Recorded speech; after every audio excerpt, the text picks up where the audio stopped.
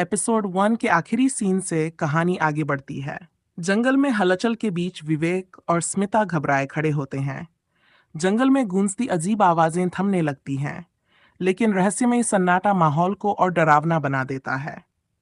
रात को वापस लौटते समय विवेक और स्मिता ढाबे में बैठकर दिन की फुटेज चेक करते हैं।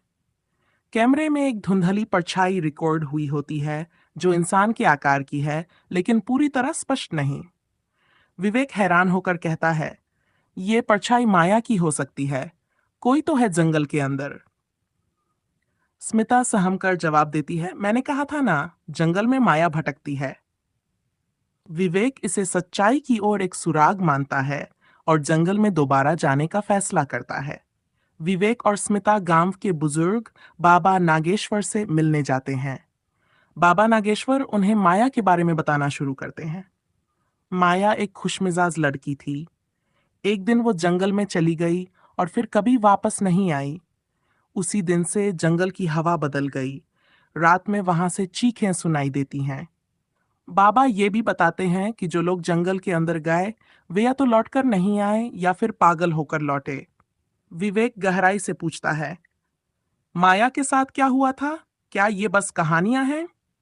बाबा डरते हुए जवाब देते हैं, सच क्या है ये तो बस जंगल जानता है।